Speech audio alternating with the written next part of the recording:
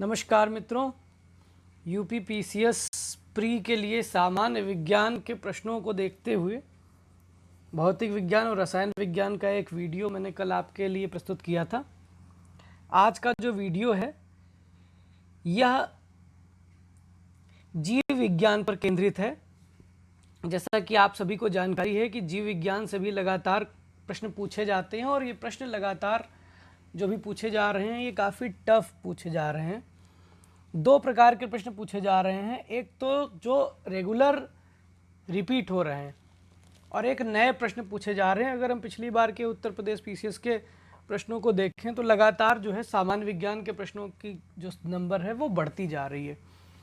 तो ऐसे में उचित होगा कि हम जीव विज्ञान के प्रश्नों पर भी एक बार सरसरी निगाह डाल लें। ये प्रश्न जो है बहुत ज़्यादा जटिल भी नहीं है, आप आराम से इनको कर सकते हैं एक बार देख करके।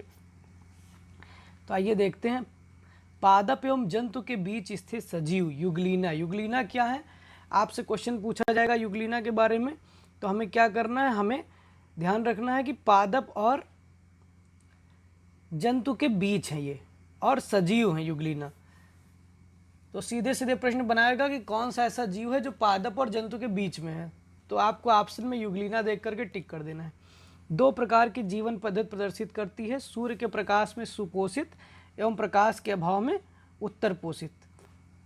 तो कवक की कोशिका भित्ति बनी होती है, तो कवक की कोशिका भित्ति जो बनी होती है वो काइटिन की बनी होती है। किस चीज़ की बनी होती है मित्रों, काइटिन की बनी होती है। कवक जो होता है वो मृतोपजीवी होता है। कवक जो है आपका वो मृतोपजीवी होता है, परजीवी होता है। तो आप इसको याद रखिएगा, कवक की कोशिका भित्ति काइटिन की बनी होती है।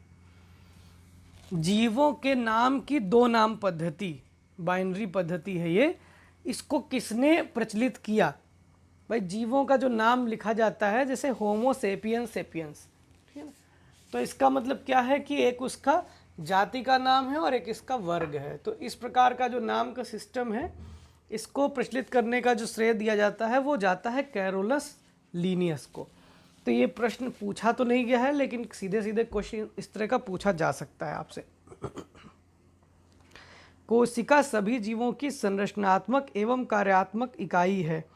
कोशिकाएं पहली बार सन 1665 में रॉबर्ट हुक द्वारा खोजी गई। कोशिका क्या है, एक लाइन का क्वेश्चन पूछा जा सकता है। सभी जीवों की संरचनात्मक एवं कार्यात्मक इकाई है कोशिका। कोशिका की खोज किसने की, रॉबर्ट हुक ने। बहुत ज़्यादा पूछा जाता है। कोशिका एक प्राणदायक पदार्थ से बनी होती है जिसे जीव द्रव्य प्रोटोप्लाज्म कहा जाता है। कोशिका में क्या है, एक प्राणदायक पदार्थ है जिसकी वजह से कोशिका में जीवन है। उसको क्या कहते हैं प्राणदायक पदार्थ को, उसे जीव द्रव्य या प्रोटोप्लाज्म कहा जाता है। जीव द्रव्य का 80% भाग जल होता है, तो ये पूछा जा सकता है। सबसे छोटी कोशिका कौन सी है, तो माइकोप्लाज्मा गैली सेप्टिकम। इसको याद रखिएगा, पूछा नहीं गया है लेकिन पूछा जा सकता है। सबसे बड़ी कोशिका शुतुरमुर्ग पक्षी के अंडे की होती है, बहुत इंपॉर्टेंट क्वेश्चन है, पूछा जा सकता है।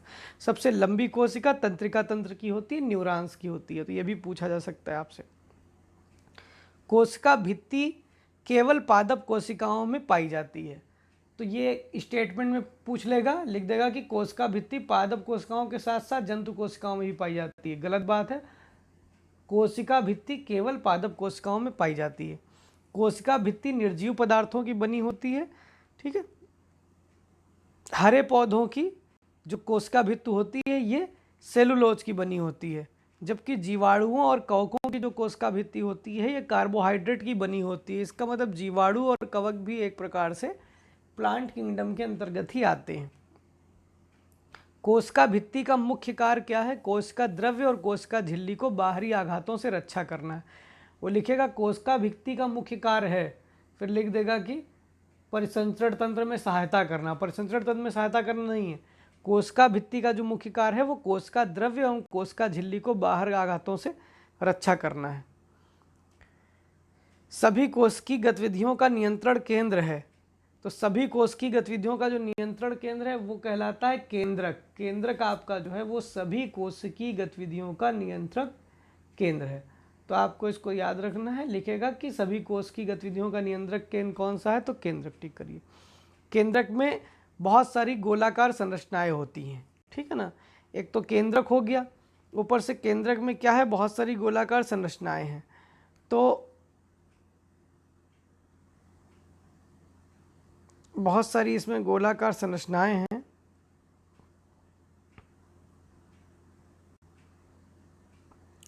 जैसे ये आपका केंद्रक हो गया और इसमें गोलाकार संरचनाएं अलग अलग हो गई। तो ये जो गोलाकार संरचनाएं हैं इनको हम क्या कहते हैं? इनको हम केंद्रिका कहते हैं। तो इसको आप याद रखिएगा, इसको केंद्रिका कहते हैं। केंद्रिका में आरएनए का संश्लेषण होता है, राइबोसोम जो है यहाँ पर इकट्ठा होता है। तो राइबोसोम कहाँ पर इकट्ठा होता है अगर आपसे पूछा जाएगा तो आप क्या टिक करेंगे? राइबोसोम इकट्ठा होता है केंद्रिका में। केंद्रिका में आरएनए का संश्लेषण होता है और राइबोसोम इकट्ठा होता है। क्रोमेटिन क्या है?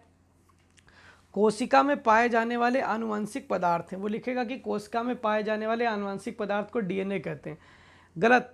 अगर क्रोमेटिन ऑप्शन है तो आपको क्रोमेटिन टिक करना है। क्रोमेटिन कोशिका में पाए जाने वाले आनुवंशिक पदार्थ हैं।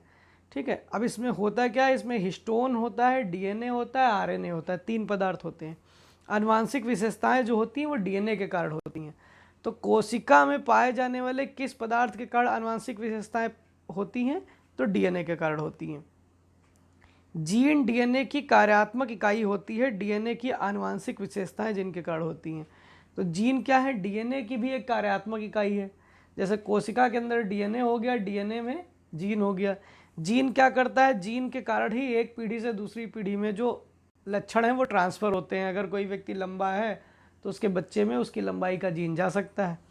तो ये जीनों के माध्यम से जो है पीढ़ी दर पीढ़ी जो है लक्षणों का हस्तांतरण होता है। अच्छा, ये बहुत ज़्यादा इंपॉर्टेंट क्वेश्चन है जो आपको बता रहा हूँ। सन 1853 में वाटसन एवं क्रिक ने डीएनए का डबल हेलिक्स मॉडल प्रतिपादित किया था। डबल हेलिक्स मॉडल आपने देखा होगा, जैसे दो सांप आपस में लिपटे हुए हों, इसको डबल हेलिक्स मॉडल कहते हैं। तो इस काम के लिए उन्हें 1962 ईस्वी में चिकित्सा विज्ञान के क्षेत्र में नोबेल पुरस्कार से सम्मानित किया गया। प्रोटीन संश्लेषण को नियंत्रित करने का कार्य कौन करता है? प्रोटीन संश्लेषण को नियंत्रित करने का काम डीएनए करता है। तो इसको आप याद रखिएगा, डीएनए का भी काम है।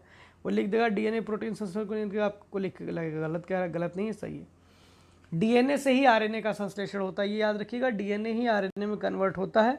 आरएनए जो है वो 3 प्रकार के होते हैं, आरआरएनए, टीआरएनए और एमआरएनए। तो इनका अलग अलग होता है। टीआरएनए का मतलब होता है ट्रांसफर आरएनए, एम का मतलब होता है मैसेंजर आरएनए। ट्रांसफर आरएनए जो होता है वो सूचनाओं का, जीव द्रव्यों का ट्रांसफ़र करते हैं। मैसेंजर आरएनए जो है वो सूचनाओं को पहुंचाते हैं। तो इस तरह से डिटेल में क्वेश्चन तो नहीं पूछा गया है, लेकिन फिर भी आप ध्यान रखिएगा कि 3 प्रकार का आरएनए होता है। प्रोटीन बनने की अंतिम क्रिया को क्या कहते हैं? ट्रांसलेशन कहते हैं। ये पूछा गया है। तो प्रोटीन बनने की अंतिम क्रिया, जब प्रोटीन बन के तैयार होता है तो उसको ट्रांसलेशन कहते हैं। डीएनए और आरएनए में क्या अंतर है? सीधा सीधा कई बार क्वेश्चन पूछा गया है, पूछा जा सकता है कोई भी एक पॉइंट उठा करके। डीएनए का फुल फॉर्म आपको सबको पता है, डीऑक्सी राइबो न्यूक्लिक एसिड, यानी डीऑक्सी राइबो शर्करा इसमें होती है। जबकि आरएनए को क्या कहते हैं? Ribo nucleic acid. तो आरएनए में कौन सी शर्करा होती है? आरएनए में होती है राइबोस शर्करा होती है। दूसरा देख लीजिए, डीएनए जो होता है उसमें 4 प्रकार के क्षार होते हैं, बेस होते हैं। एक को कहते हैं एडिनिन, एक को कहते हैं ग्वानिन, एक को कहते हैं थाइमिन, एक को कहते हैं साइटोसिन। तो 4 हो गई है, ए, जी, टी और सी। ए का मतलब एडिनिन, जी का मतलब ग्वानिन, टी का मतलब थाइमिन और सी का मतलब साइटोसिन। जबकि आरएनए में क्या होता है? आरएनए में थाइमिन नहीं होता, थाइमिन के स्थान पे यूरेसिल हो जाता है, यानी ए जी यू सी। अगर ए जी यू सी है तो क्या हो जाएगा? आरएनए हो जाएगा। और ए जी टी सी है तो डीएनए हो जाएगा। तीसरा, डीएनए मुख्यतः केंद्रक में होता है, आरएनए जो है वो केंद्रक और कोशिका द्रव्य दोनों में होता है। ठीक है। तो ये 3 पॉइंट हैं, इसको आप याद रखिएगा। गाल्जी काय क्या होता है? कोशिका में ही एक होता है गाल्जी काय। गाल्जी काय को कोशिका के अणुओं का यातायात प्रबंधक भी कहा जाता है। कोशिका भित्ति और लाइसोसोम का जो निर्माण होता है वो गाल्जी काय करता है। तो क्वेश्चन सीधे सीधे पूछा जाएगा, कोशिका के अणुओं का यातायात प्रबंधक। तो यातायात प्रबंधक कौन सा है? गाल्जी काय है, वो यातायात प्रबंधन करता है, ARTO है। ठीक है। कोशिका की आत्मघाती थैली, आत्मघाती थैली कौन होती है? लाइसोसोम को कहा जाता है। यह सभी कार्बनिक पदार्थों को पचाने में सक्षम होते हैं, इसलिए पाचक थैली भी कहलाते हैं। ये बहुत ही उपयोगी है मित्रों, ये विषाणुओं तक को जो है खा जाता है। तो लाइसोसोम जो है कोशिका की आत्मघाती थैली होती है। अगर कभी कभी क्या हुआ कि बहुत ज़्यादा जो है तत्व जो अगर मान लीजिए कोशिका जो है वही खराब हो गई, तो ये क्या करता है, ये फट जाता है, तो इसके अंदर से जो जहरीला पदार्थ निकलता है वो उसे कोशिका को नष्ट कर देता है, कोशिका को ही खा जाता है। तो इसलिए इसको कहते हैं आत्मघाती थैली, कि ये शरीर को स्वस्थ रखने के लिए खुद को भी नष्ट करने में परहेज नहीं करता है। आत्मघाती बम इसी से सीखे हैं सब। माइटोकॉन्ड्रिया को कोशिका का पावर हाउस कहते हैं। बहुत पेड क्वेश्चन है, पूछा जाता है, एक बार आप पढ़ लेंगे आपके दिमाग में रहेगा, एग्जाम में आप टिक करके चले आएंगे। कोशिका का पावर हाउस माइटोकॉन्ड्रिया को कहते हैं, क्योंकि यहाँ पर क्या होता है, जो हम खाना खाते हैं, जो भी हम भोजन करते हैं, वो ऊर्जा एटीपी में बदल जाती है, और जो शरीर को ऊर्जा मिलती है वो एटीपी से मिलती है। आप ऐसे समझ लीजिए कि जैसे मोटरसाइकिल हमें चलानी है, पेट्रोल की गाड़ी है, तो पेट्रोल डालेंगे तो चलेगी, उसी तरह शरीर में हम जो भी खाना खा रहे हैं वो ऊर्जा नहीं है, ऊर्जा कन्वर्ट होती एटीपी में। एटीपी सिक्का है, जो खाना हमने खाया उससे वो एटीपी मिल गया, अब एटीपी ही वहाँ चलेगा शरीर के अंदर, ठीक है। राइबोसोम, राइबोसोम भी होता है। राइबोसोम क्या करता है, राइबोसोम का सबसे प्रमुख कार्य प्रोटीन का संश्लेषण करना है। देखिए अभी हम लोगों ने पढ़ा था प्रोटीन का संश्लेषण डीएनए भी करता है, लेकिन राइबोसोम का सबसे प्रमुख कार्य प्रोटीन का संश्लेषण करना है, इसलिए प्रोटीन की फैक्ट्री, वो लिखेगा एग्जाम में, प्रोटीन की फैक्ट्री है राइबोसोम, लाइसोसोम, डीएनए, आरएनए, तो राइबोसोम टिक कर दीजिए। चले आइए, हरित लवक, क्लोरोप्लास्ट, क्लोरोप्लास्ट आपने सुना होगा। पादप कोशिका की रसोई घर कहते हैं, क्योंकि पादप कोशिका जो भोजन बनाएगा किसकी मदद से बनाएगा, हरित लवक की मदद से बनाएगा, उसको क्लोरोप्लास्ट कहते हैं। तो ये आप लोगों ने सबको लगभग पता है। हरित लवक में क्लोरोफिल के अलावा भी कोई पिगमेंट होता है, उनको कहते हैं कैरोटीन एवं जेंथोफिल। पत्तियों का रंग जो पीला होता है वो किस कारण से होता है, उसमें कैरोटीन की वजह से होता है। क्लोरोफिल में मैग्नीशियम धातु उपस्थित होता है, ये मैं आपको पहले भी बता चुका हूँ। किसी एक कोशिका से दो कोशिकाओं का बनना ही कोशिका विभाजन कहलाता है। कोशिका विभाजन से ही कोश की प्रजनन होता है, मतलब कोशिका एक थी, खिंच करके दो कोशिकाओं में फट गई, बन गई, तो दो कोशिका में एक केंद्रक था, केंद्रक जो है वो दो भागों में बट गया, दो जगह केंद्रक हो गया, फिर धीरे से दो कोशिकाएं बन गई, तो इसको कोश की प्रजनन कहते हैं। डिटेल में हम समझ लेंगे, अभी तो परीक्षा के लिए हमें पढ़ना है, तो इसको आप सिर्फ याद रखिए कि कोश की प्रजनन से ही कोश का विभाजन होता है, वही कोश की प्रजनन होता है। तो इसको आप थोड़ा सा याद करिएगा। आगे देखते हैं, कवक तथा शैवाल आदि में आसूत्री कोशिका विभाजन, एमाइटोसिस पाया जाता है। देखिए कोशिका विभाजन होता है तीन प्रकार का, ऐसे समझ लीजिए, आसूत्री, समसूत्री, अर्धसूत्री। अब बहुत कठिन क्वेश्चन नहीं है, लेकिन पूछा जा सकता है। वो लिखेगा आसूत्री कोशिका विभाजन किस में पाया जाता है, तो आप कवक और शैवाल टिक कर दीजिएगा। जो बहुत छोटे होते हैं वो उसमें आसूत्री पाया जाता है, सीधे सीधे दो भागों में बढ़ जाते हैं। समसूत्री, समसूत्री विभाजन में क्या होता है, जितने कोशिकाएं समाप्त होती हैं उतनी बनती हैं, तो इसको समसूत्री कहते हैं। तो समसूत्री को माइटोसिस भी कहते हैं। इससे क्या होता है, घावों का भरना, अंगों का पुनरुद्भवन संभव होता है। सभी जीवों में जो वृद्धि होती है वो किसके माध्यम से होती है, समसूत्री विभाजन के माध्यम से होती है। भाई छिपकली की पूंछ टूटी, उतनी पूंछ फिर से उग गई, ठीक है ना, अब दो पूंछ तो उग नहीं आती है, समसूत्री होती है। अर्धसूत्री कोशिका विभाजन क्या होता है, अर्धसूत्री का मतलब होता है कोशिकाएं अपने से आधी हो जाती हैं। अर्धसूत्री कोशिका विभाजन केवल किस में होता है, जनन कोशिकाओं में होता है, तो इसको आप याद करिएगा, जनन कोशिकाओं में अलग तरह का विभाजन होता है, इसको अर्धसूत्री कोशिका विभाजन कहते हैं, ठीक है। इसको नियोसिस भी कहते हैं। अच्छा, समजात गुणसूत्र हैं, उनके बीच में क्या होता है, क्रोमेटिड खंड, मतलब हमने आपको बताया था ना, अनुवांशिक जो साधन होता है उसको क्रोमेटिन कहते हैं, उसका आदान प्रदान होता है, इसको क्रॉसिंग ओवर कहते हैं। क्रॉसिंग ओवर से क्या होती है, जीवों में विविधता आती है, नए नए गुण आते हैं, तो इसको आप याद रखिएगा।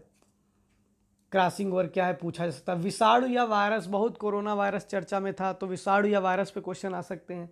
तो विषाणु या वायरस क्या है, सूक्ष्म कण है, और ये जीवित कोशिकाओं में पैरासाइट, पैरासाइट का मतलब पराजीवी के रूप में पाए जाते हैं और अनेक प्रकार की बीमारियां फैलाते हैं।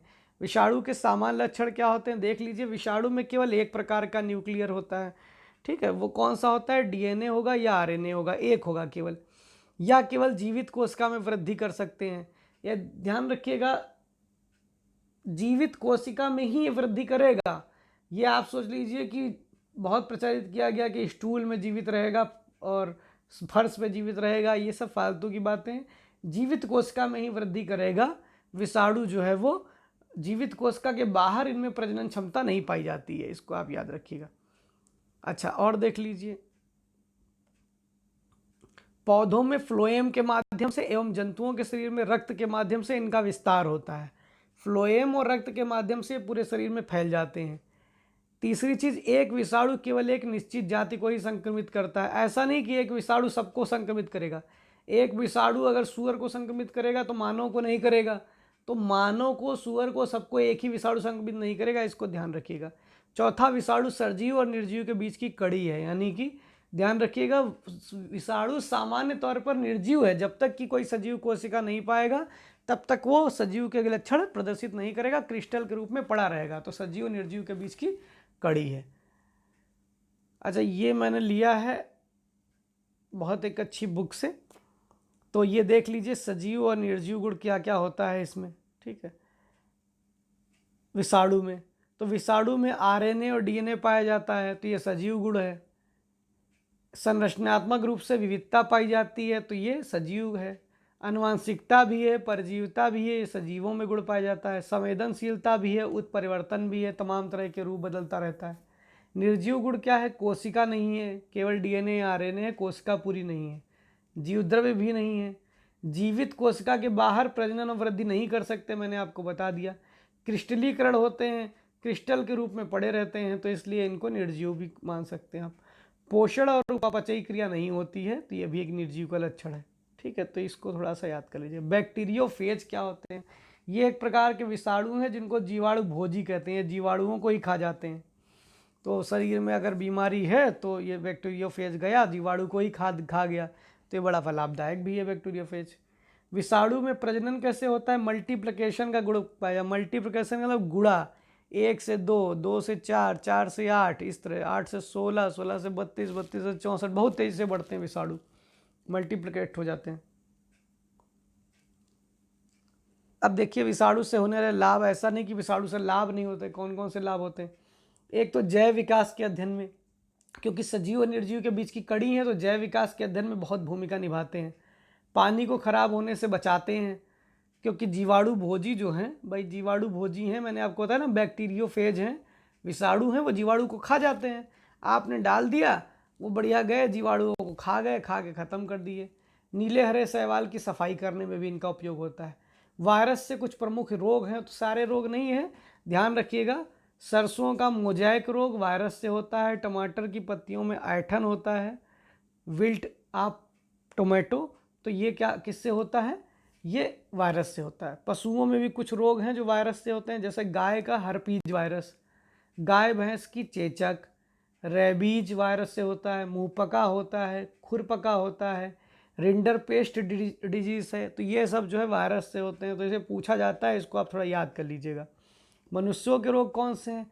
एड्स वायरस होता है, मम्स वायरस होता है, हाइड्रोफोबिया जिसको रेबीज कहते हैं वायरस होता है, हर्पीज जो होता है वायरस होता है, पोलियो वायरस होता है, फ्लू जो होता है इन्फ्लुएंजा कहते हैं, ये भी वायरस होता है, खसरा जिसको मीजल्स कहते हैं ये भी वायरस होता है, चेचक जो जिसे आप माता जी कह देते हो ये भी वायरस होता है, इंसेफेलाइटिस या जो होता है ये भी वायरस होता है जिसको बुखार कह देते हो, ट्रैकोमा वायरस नेत्र में रोग हो जाता है तो ये वायरस होता है। तो आप ध्यान रखिएगा, वो लिखेगा कि पोलियो जो है वो जीवाणु से होता है, जीवाणु से नहीं होता, वायरस से होता है, ठीक है। यहाँ से क्वेश्चन 100% आता है।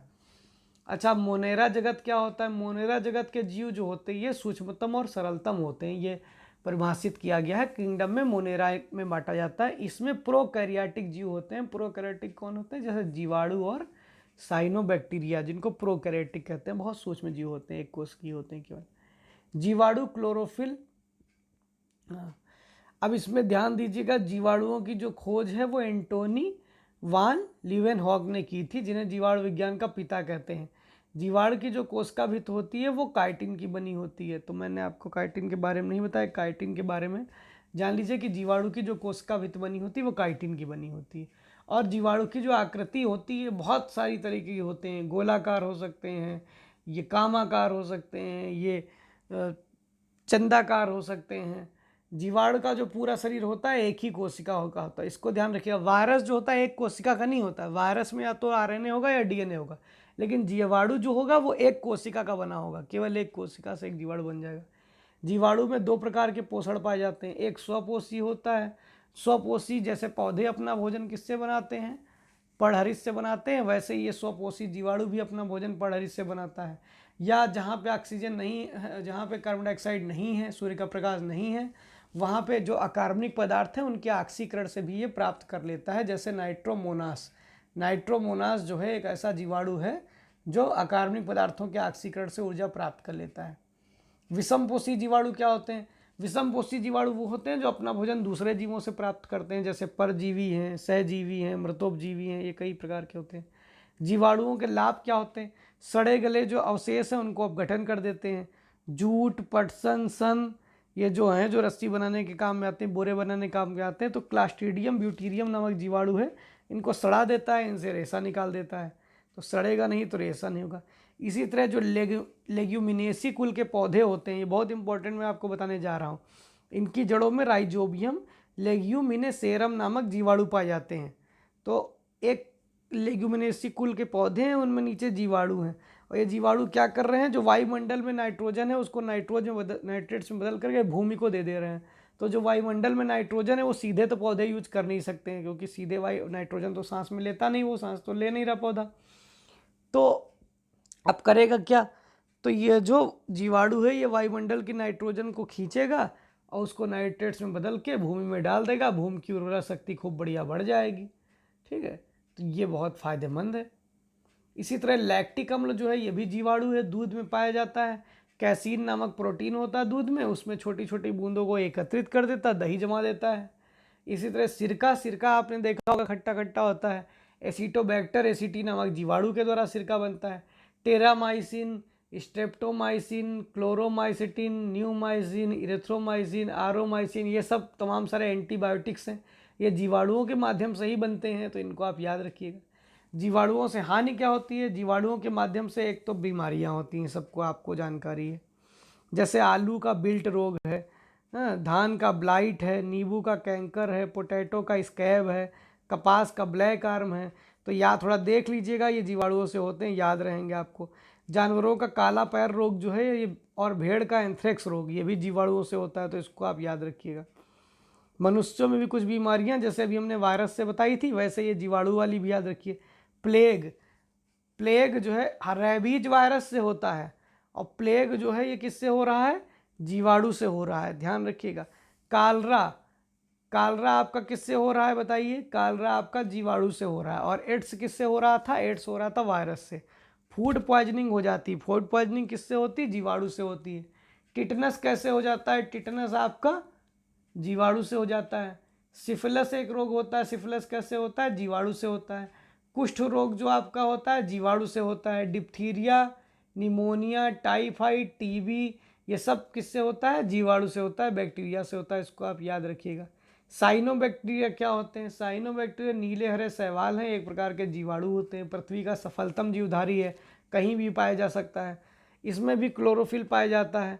इसकी खास बात यह है कि गंध, जहाँ सल्फर पाया जाता है ज्वालामुखी जैसी जगहों पर भी, ज्वालामुखी के गड्ढों में भी जीवित रहता है। तो इससे बहुत सीखना है हमें भी ऐसे जीवित रहना चाहिए, संघर्ष करना चाहिए। अच्छा, सहजीविता क्या होती है, म्यूचुअलिज्म भी बोलते हैं इसको अंग्रेजी में। जब दो या दो से अधिक जीव इस प्रकार एक साथ रहें कि दोनों को लाभ हो। भाई आप अपने रूम पार्टनर के साथ रह रहे हैं तो उसका नुकसान ना करिए, जब दोनों लोग रह रहे हैं दोनों को लाभ हो, तो इसको कहते हैं सहजीविता। इसका उदाहरण सबसे अच्छा लाइकेन है। लाइकेन में क्या होता है, एक तरफ साइनोबैक्टीरिया होता है, एक तरफ कवक होता है, दोनों एक दूसरे को क्या करते हैं, मदद देते हैं। ठीक है, अच्छा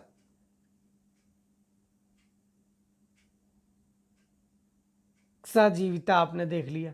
अच्छा, कवक को थोड़ा देख लेते हैं हम। कवक जो है इसमें क्लोरोप्लास्ट नहीं पाया जाता, कवक जो होता है इसमें क्लोरोफिल नहीं होता, क्लोरोप्लास्ट नहीं होता, इसलिए कवक आप देखे होगे सफ़ेद रंग के होते हैं, हाँ फंजाई बोलते हैं इनको।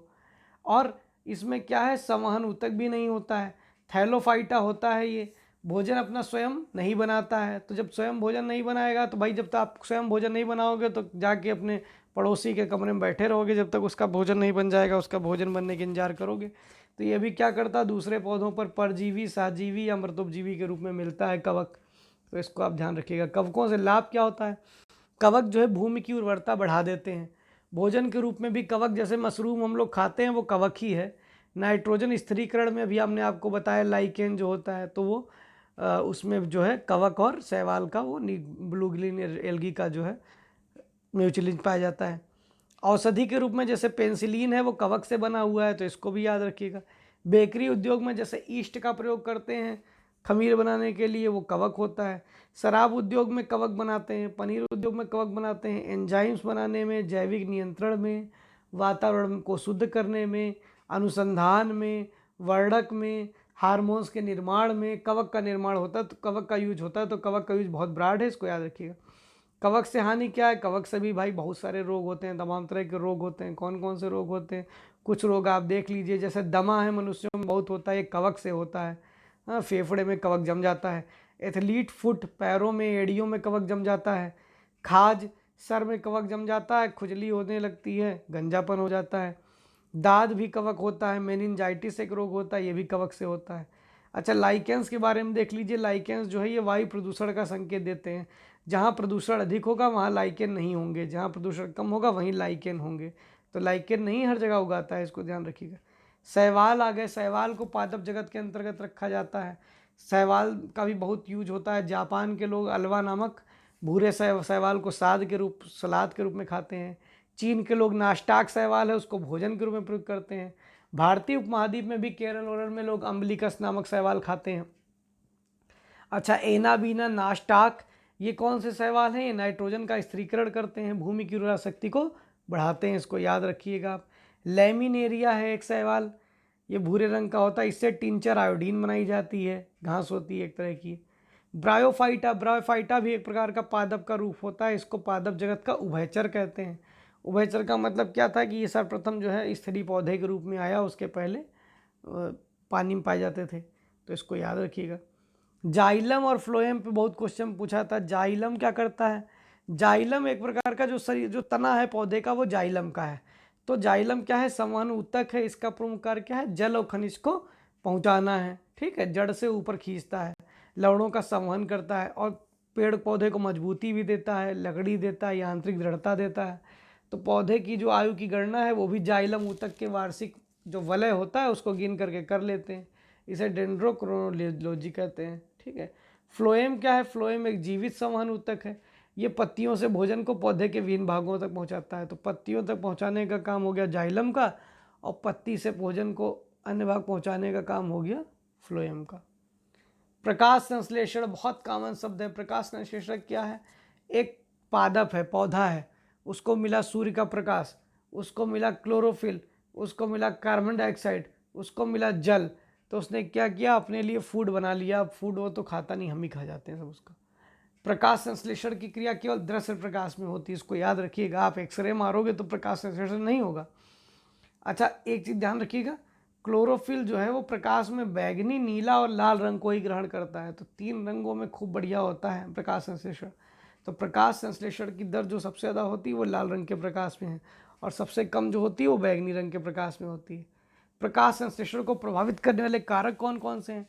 तो मैंने आपको बताया, पराबैंगनी, हरे रंग, पीली रंग और रक्त प्रकाश, इसमें प्रकाश संश्लेषण की क्रिया नहीं होती, बिल्कुल नहीं होती है, तो इसको याद रखिएगा। अच्छा, 0 डिग्री सेंटीग्रेड से 37 डिग्री सेंटीग्रेड तक चलेंगे तो प्रकाश संश्लेषण जो है बढ़ेगा, परंतु जब 37 डिग्री से ऊपर जाएंगे तो प्रकाश संश्लेषण धीरे धीरे घटने लगेगा। तो सूर्य की ताप भी एक लिमिट तक ही काम करती है। कार्बन डाइऑक्साइड, एक निश्चित स्तर तक अगर कार्बन डाइऑक्साइड की मात्रा बढ़ाएंगे तो प्रकाश संश्लेषण की दर बढ़ेगी, लेकिन एक समय बाद क्या होगा? कार्बन डाइऑक्साइड का प्रभाव जो है बेकार हो जाएगा और प्रकाश संश्लेषण की दर जो है वो घटने लगेगी। जल के अभाव में प्रकाश संश्लेषण की दर कम हो जाती है। पादप हार्मोन क्या होते हैं? पादप में, पौधे में पहुंच गए हम लोग। तो ऑक्जिन है। ऑक्जिन क्या करता है? तने की वृद्धि में सहायक होता है और वृद्धि निरोधी होता है, वृद्धि को रोक देता है, ध्यान रखिएगा। और जड़ और स्तंभ की वृद्धि में नियंत्रण रखते हैं, ठीक है। खरपतवार नाशक भी है ऑक्जिन। ऑक्जिन जो है खरपतवार को मार देता है, ऑक्जिन यूज कर लीजिए आप, ठीक है ना, तो इसको याद रखिएगा।